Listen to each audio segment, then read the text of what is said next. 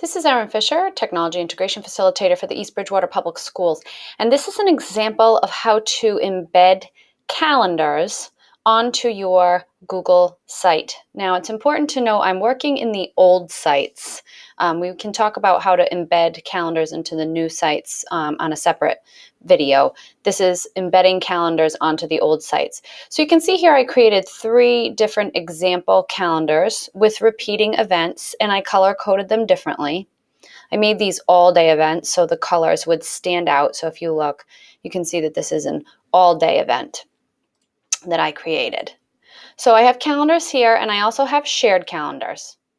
Now I go to my site, and on the site, I want to find the page where I want to embed the calendars.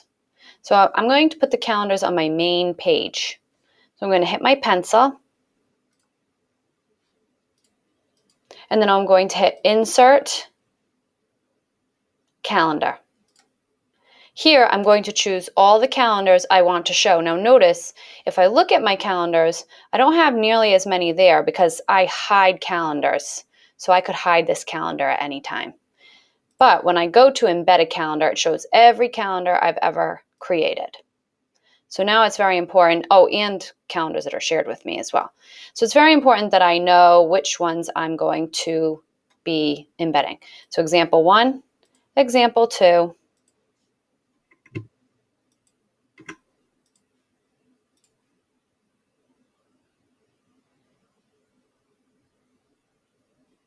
so notice Insert Google Calendar. I'm going to hit Display Another Calendar. So it won't let me choose each one separately, but I can choose each one this way, example 2.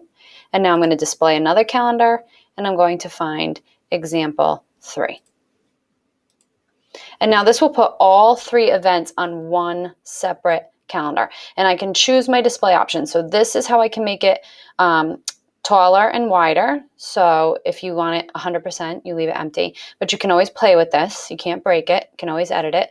I can have my title here. So I might want to say District Events.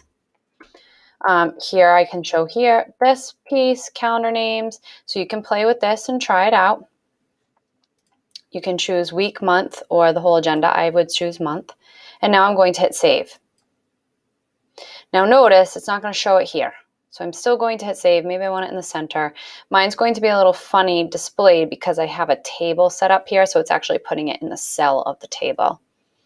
If I had an actual blank slate, it would put it across the whole page. Save. Okay, and now this is how it will display to parents. Here's district events, and you can see all of the events here. And parents can click them, and they can see the details. And whatever you put on the details of that event, so for instance, when I set up example 2 here, I can put a description in, and that will show to parents when they click on the event. So that's important as well if you want those details shared. And that's how it will display. Color-coded. The more detail you can give, the better. You can do a week, you can do a month, you can do an agenda. And that's how your calendar will display. Thank you.